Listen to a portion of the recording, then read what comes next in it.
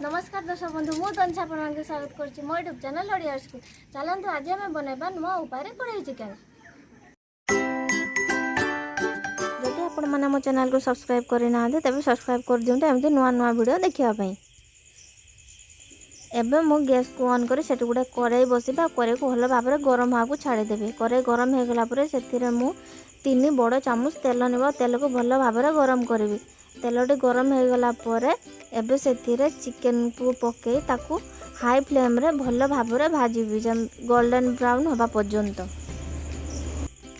एबे देखो chicken T पूरा केमती गोल्डन ब्राउन हो जाए केते सुंदर देखा। एबे मुझे गोटे चामच अदा रसुण पेस्ट देवी आ ताकू भल भाव में कषिबी।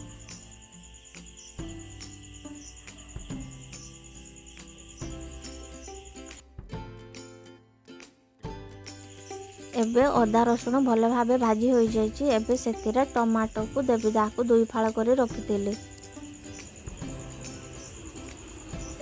एबे से किसी कंचा लंका दे घड़नी घड़े ताकू 5 मिनिट छाड़देवी जमी टमाटो सॉफ्ट हो। एबे देखो टमाटो सॉफ्ट हो गला। एबे टमाटो को हल्का हाथ में दबा आउ गोटे चिमटा साहाय्य टमाटो चोपा को अलग करदबा।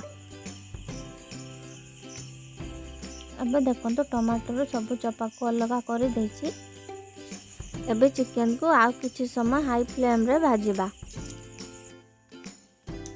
एबे हळदी गुंड, लंका गुंड, धनिया गुंड, चिकेन मसाला स्वाद अनुसार लूण पकई ताकू किछि समय भल भाव में भाजिबा।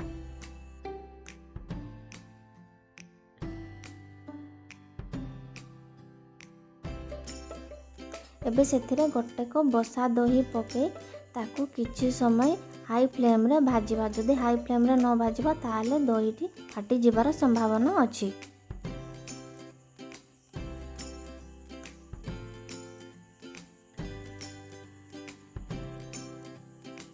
एबे आउ 10 मिनिट पई घड़णी घड़ई दबा।